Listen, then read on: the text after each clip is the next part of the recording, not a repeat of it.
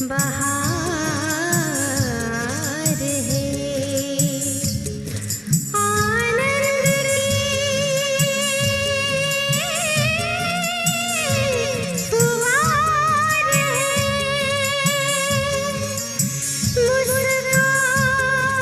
मुस्कानों से बातें खुशियाँ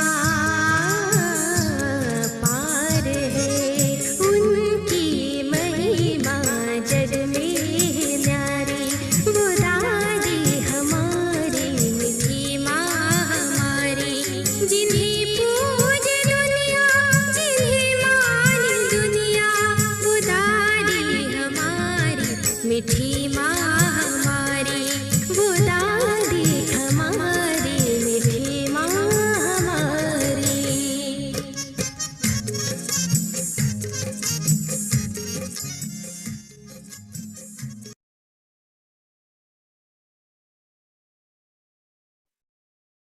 ओम शांति दीदी, आपका बहुत बहुत स्वागत है हमारे प्यारे बाप दादा की ओर से और मीठी दादियों की ओर से। बहुत बहुत स्वागत है, स्वागत है, स्वागत है। और आप सभी एंजल्स जो अभी देख रहे हैं उन सभी का भी बहुत बहुत स्वागत है, स्वागत है, स्वागत है। जैसे कि हम अभी दादी जी का मास चल रहा है तो हम इसी में दादी जी की विशेषताएं सुन रहे हैं। तो कल हमने संजय भाई जी की दादी जी के साथ के अनुभव सुने थे, जो माउंट आबू में दादी जी के साथ उनका खाने भोजन का संभालते थे। तो उन्होंने और दादी जी ने भी खुद दो बातें हम सभी को सिखाई कि तपस्या और साधना, इन दोनों में अंतर क्या है, इन दोनों की डेफिनेशंस क्या है। तो जो साधना है वो आत्मा समझकर चलना है, उसे ही साधना कहते हैं। और दूसरा दादी जी ने बताया कि तपस्या वही है जिसमें हम एक बाप के सिवाय किसी को याद ना करें। तो इतनी मीठी शिक्षा हमारी प्यारी दादी जी हमें दे रही है, हर रोज हम उन्हें सुन रहे हैं और जरूर हम धारण भी कर रहे होंगे। तो आज भी हमारी आदरणीय कुंती दीदी जी के मुख कमल से हम उनकी विशेषताएं सुनेंगे। जी दीदी जी, ओम शांति। ओम शांति, ओम शांति। दादी की वो वरदानी दृष्टि। रावेर भाई, रावेर से शर्मादी बाई। सन 1973-74 में मैं ज्ञान के संपर्क में आया। ज्ञान के संपर्क में आने के बाद भी पूरा निश्चय न होने के कारण मैं कहीं भी बाहर जाता था, बुरहानपुर, खंडवा, इंदौर, जलगांव सेंटर पर जाता था, पर अनेक प्रश्नों को लेकर के बहनों और भाइयों से प्रश्न करता ही रहता था। कभी समाधान होता और कभी नहीं भी होता। हेडिंग है, मैं तो सब सुध बुध भूल गया। बुरहानपुर से ज्ञान लिया था। 6 महीनों के बाद मधुबन जाने का प्रोग्राम बना।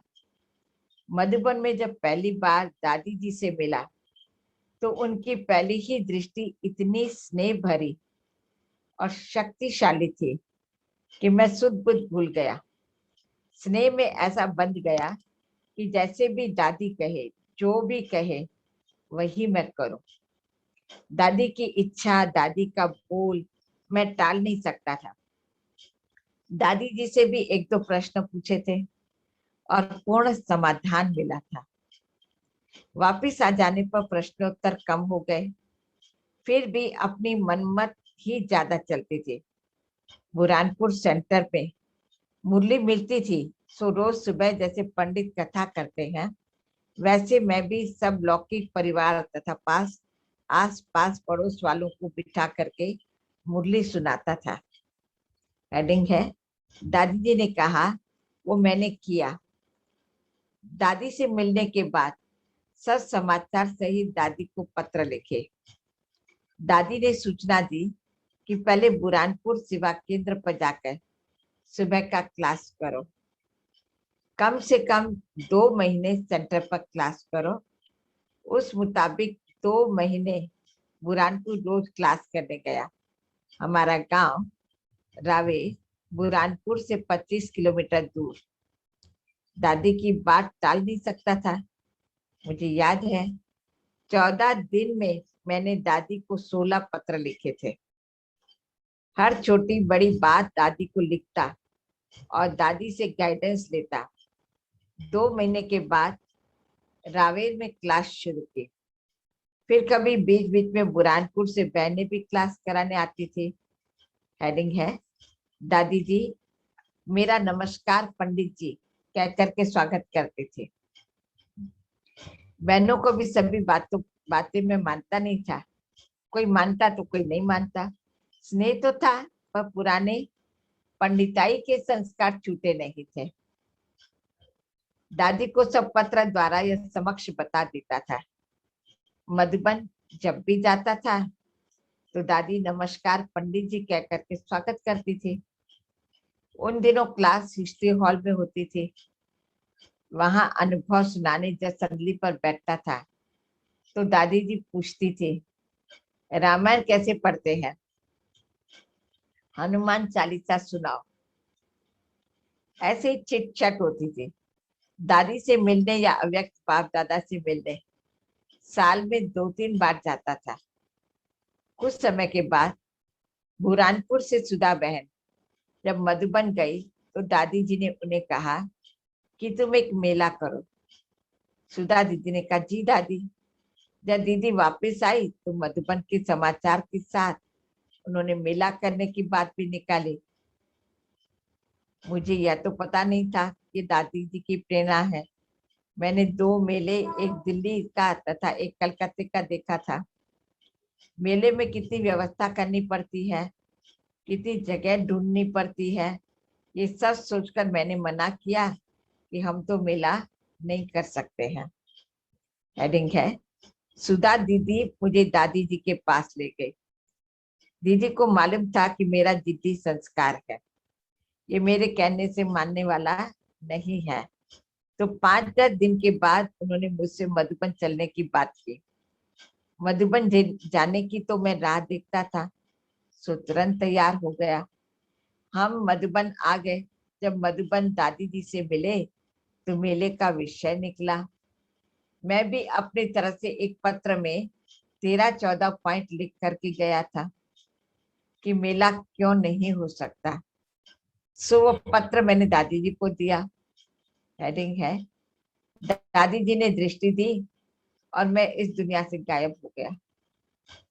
दादी जी ने वो पत्र हम अपने हाथ में लिया पर उसे खोला भी नहीं। हाथ में रखे मुझे अपने सामने बिठाया। सामने बिठाकर स्नेह भरी शक्तिशाली ऐसी दृष्टि दी कि मैं तो जैसे इस दुनिया से गायब हो गया।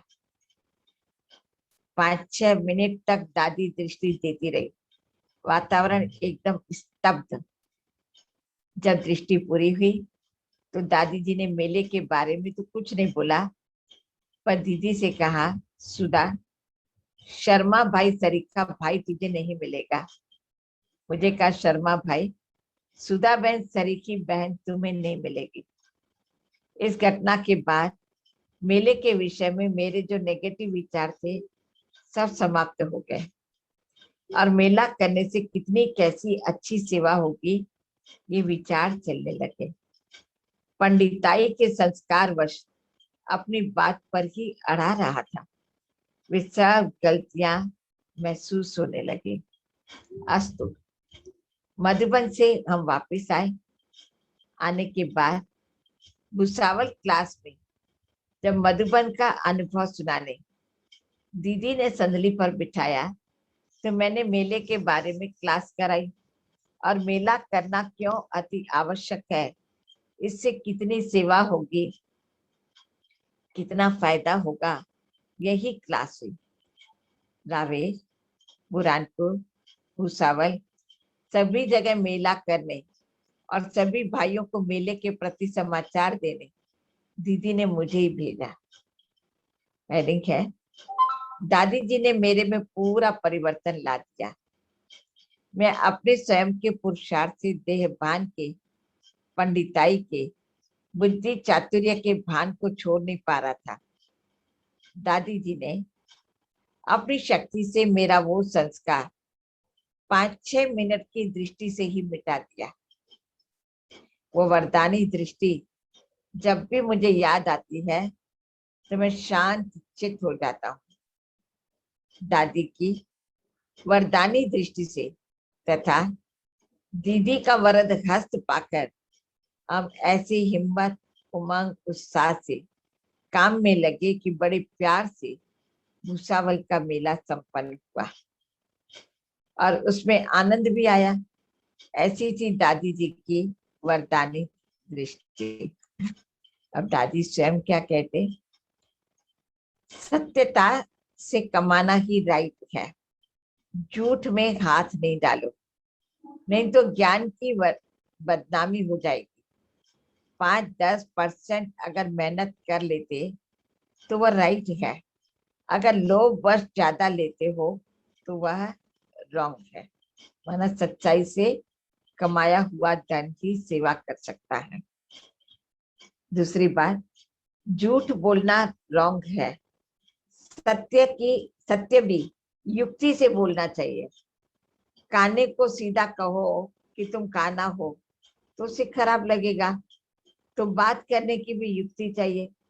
सत्य बोलो परंतु प्रिय बोलो, इसलिए कहते हैं ना कि काने को काना नहीं कहो। जैसे जिनको दोनों आंखें नहीं है तो कहते हैं ना अंधा नहीं, लेकिन सूरदास। बात वही होती है, लेकिन एक शब्द प्रिय भी होना चाहिए। तीसरी बात, अगर आप मेहनत का कमाते तो मेहनत की कमाई डिस्टर्ब नहीं करेगी। जहां विवेक कहे कि झूठ है वो कभी नहीं करो। सच में रहने से सफलता होगी, नहीं तो नुकसान। हर एक बात में अक्लमंदी चाहिए, सच्चाई और अपनी मेहनत और अक्ल से काम करना। दादी जी धीरे धीरे करते हमें कई प्रकार की शिक्षाओं को देते हुए आगे बढ़ते हैं।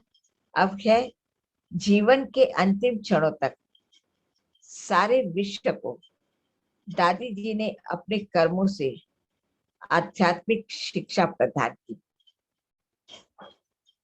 ये है बी.डी. राठी जी, principal registrar, Madhya Pradesh high court खंडपीठ ग्वालियर। मैं और मेरे परिवार के सदस्य सन 1980 एवं बाद के उन दशकों को कभी भुला नहीं पाएंगे जो हमने ममतामयी दादी जी के साथ बाबा की याद में गुजारे हैं। जब भी बाबा के घर आबू आते थे, प्रतिदिन यही लगता था कि प्रातः मुरली की क्लास केवल दादी जी ही कराए। हेडिंग है, ऐसे लगता था कि जैसे अमृत घुल रहा हो। दादी जी के कमल मुख से जब मुरली के महावाक्य प्रवाहित होते थे तो इन कानों को लगता था कि जैसे अमृत घुल रहा है, जैसे कि स्वयं बाबा बोल रहे हो, जैसे कि एक एक शब्द मानस पटल पर छपता जा रहा, जैसे कि खेल पाल के साथ साथ ईश्वरीय पढ़ाई हो रही। जैसे कि करके इन्होंने 4 बातें बताई कि दादी जी के मुख कमल से मुरली सुनने से कैसे अमृत खुलता था। पहले बताया उन्होंने कि कानों में ऐसा लगता कि जैसे अमृत घुल रहा है, दूसरा लगा कि जैसे बाबा बोल रहा है, तीसरा लगा कि मानस पट पट छपता जा रहा है, और चौथा लगा कि खेल पाल में हम ईश्वरीय पढ़ाई पढ़ रहे हैं। तो दादी के मुख कमल से मुरली सुनने के ये 4 बातें जो उनके जीवन के अंदर अनुभव में आई। हेडिंग है,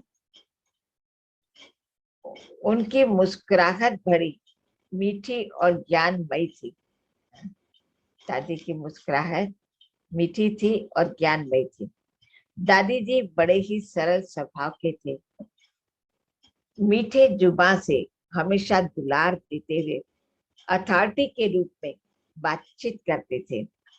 कभी भी किसी की गलती को नहीं देखती थी। एक बार प्रातः मुरली क्लास में जब दादी जी के जाने का समय हो रहा था, पांडव भवन में उनके कमरे के सामने मैं प्रतीक्षा करते हुए खड़ा था कि कब दादी जी कमरे से बाहर आए और मैं गुड मॉर्निंग करूं। कुछ ही क्षणों के बाद दादी जी बाहर आई। मैंने अपने हाथ का गुलाब का फूल दादी जी को भेंट किया। मैंने देखा जैसे ही दादी ने फूल पकड़ा, उनकी फूल सी नाजुक अंगुली से हल्का सा खून आने लगा। शायद फूल की डंडी का बारीक सा कांटा चुभ गया। मुझे बड़ी गलती महसूस हुई। कुछ बोला नहीं जा रहा था। लगा दादी जी गुस्सा होंगी, परंतु कमाल, दादी जी मुस्कुराई और आगे बढ़ गई। उनकी मुस्कुराहट बड़ी मीठी और ज्ञानमयी थी। ड्रामा एवं कर्मों की गहन गति का ज्ञान दे रही थी। हेडिंग है, दादी जी से नैन मुलाकात कमाल का अनुभव देती थी। दादी जी से नैन मुलाकात कमाल का अनुभव देती, जैसे संसार चक्र में पाठ बजाते हुए हर जन्म में साथ साथ रहते आ रहे हैं।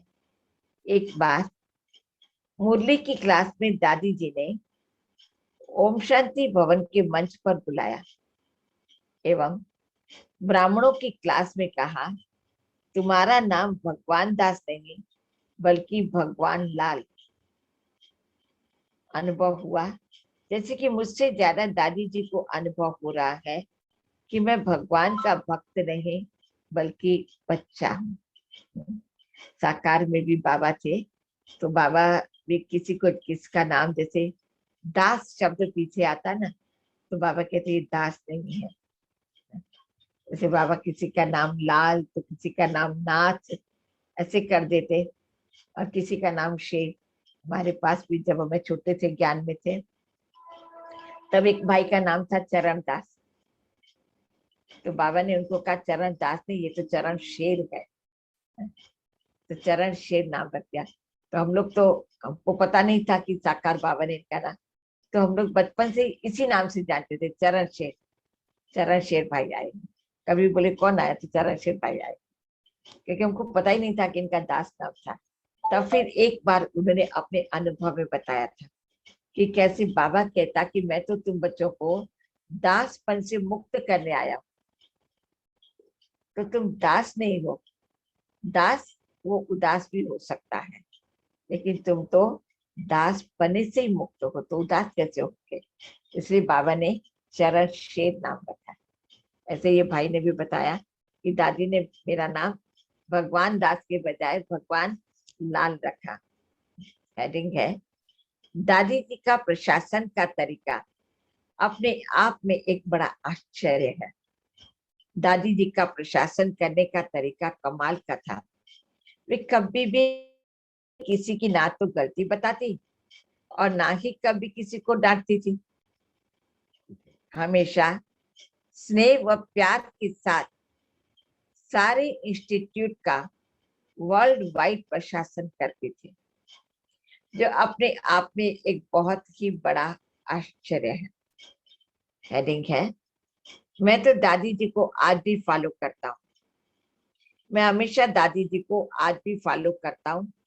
न्यायालय में प्रशासन का कार्य दादी जी के तरीके से करता हूँ। परिणाम परिणाम यह होता है कि सारे कर्मचारी, सभी न्यायाधीश, अधिवक्ताओं सभी से आवश्यकता से अधिक कार्य का आउटपुट मिलता है। बड़े स्नेह और प्यार से जब करते हैं किसी कार्य को, तो उसका फल ज्यादा मिलता है। सभी बड़ी खुशी खुशी से अपना कार्य कर पक्षकारों की सेवा करते हैं।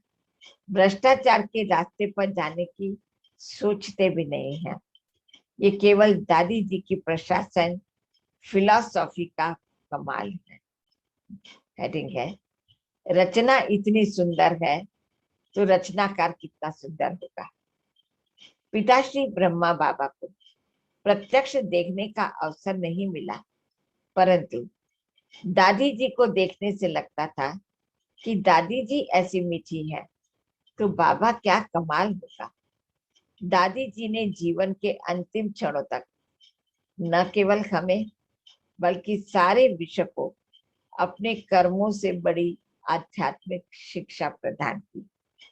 देखिए अब दादी जी क्या कहते, दादी जी कहते कोई अपने प्रति शुभ सोचते हैं लेकिन दूसरों के प्रति गलत सोचते हैं, दूसरों के प्रति अशुभ अशुभ संकल्प, भावना और विचार उठाना माना स्वयं के लिए अशुभ बनना है। सबके लिए शुभ सोचो तो आपका भी शुभ होता, अशुभ सोचते हैं तो अशुभ होता। दूसरी बात, किसी के प्रति ईर्ष्या है, उसे नीचे करके अपने को आगे करते, यह भी अशुभ है। अशुभ भावना रखने वाला स्नेही सहयोगी बन नहीं सकता, वह उन्नति की राह पर चल नहीं सकता, वह गिरती कला की ओर जाएगा। चौथी बात, शुभ भावना वाले का हर संकल्प, हर श्वास स्वीट लवली होता है, समर्थ होता है, वह श्रीमत की पटरी पर चलता रहता है। अशुभ भावना से श्वास फास्ट चलती है और आयु भी कम होती है।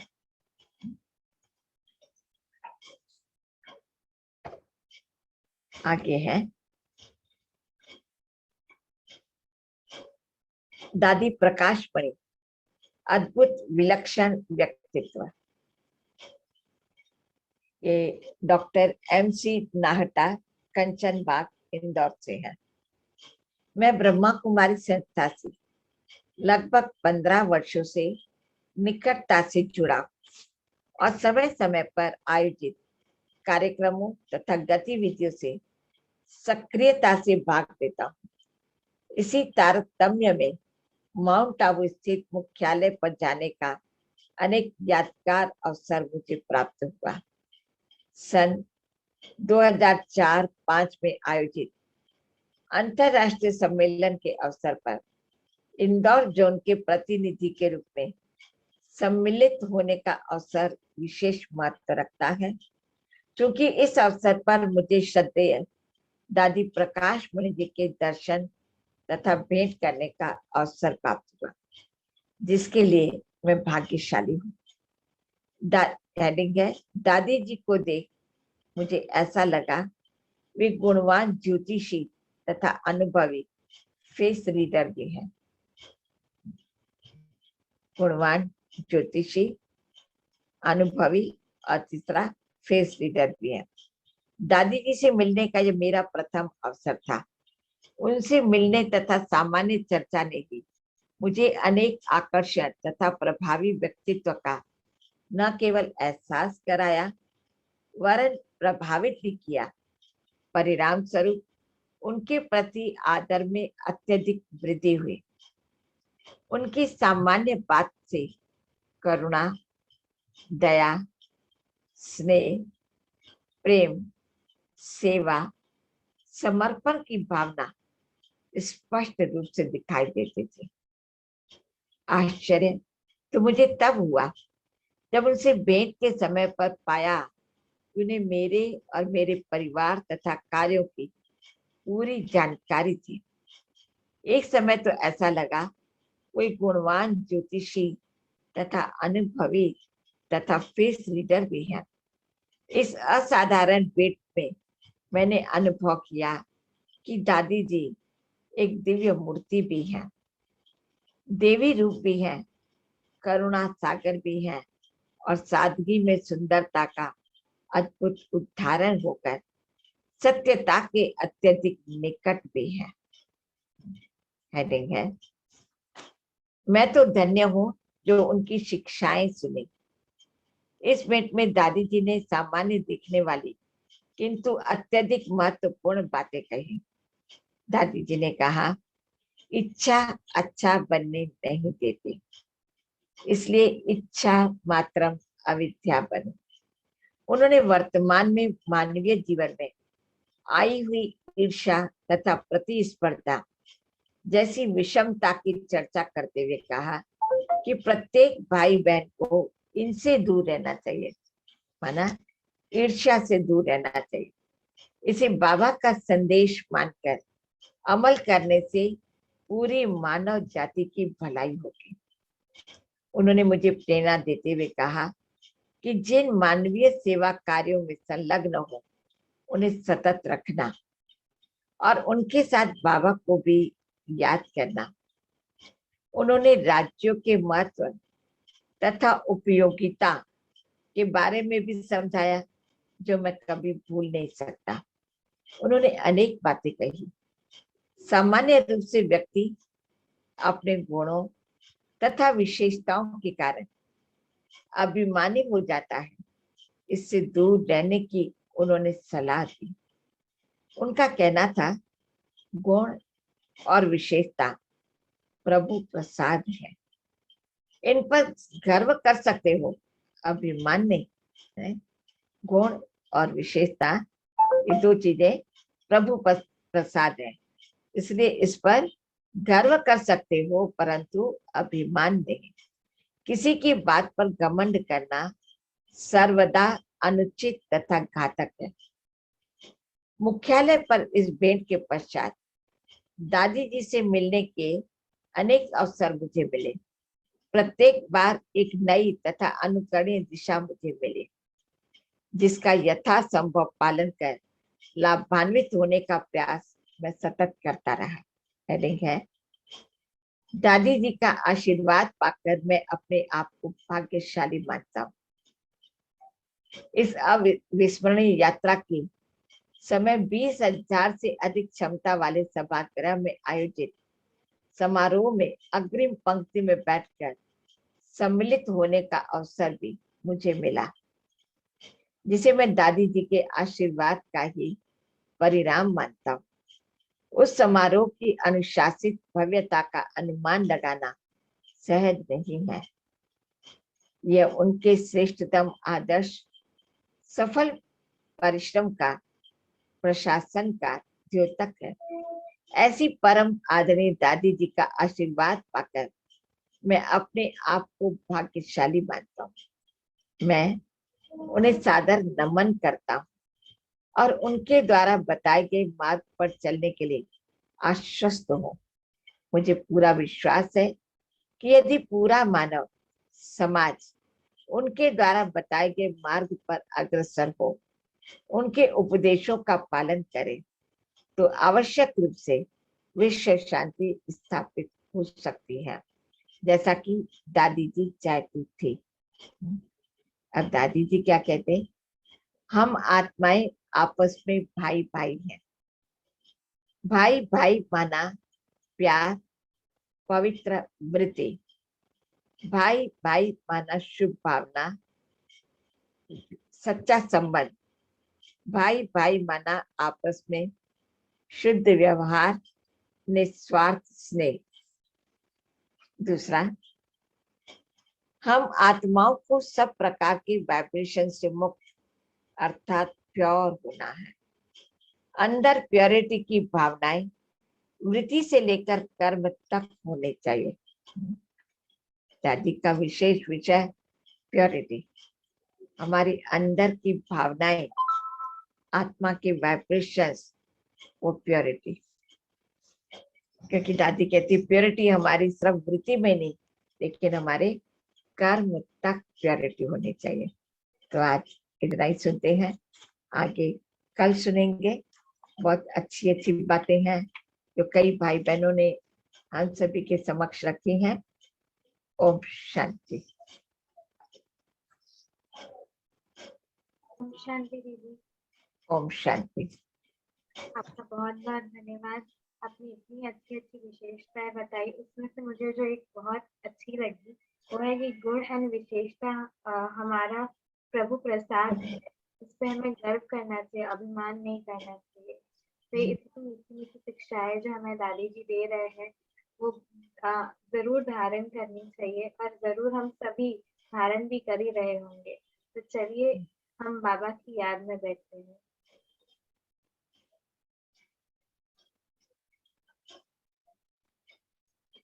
थैंक यू दीदी जी।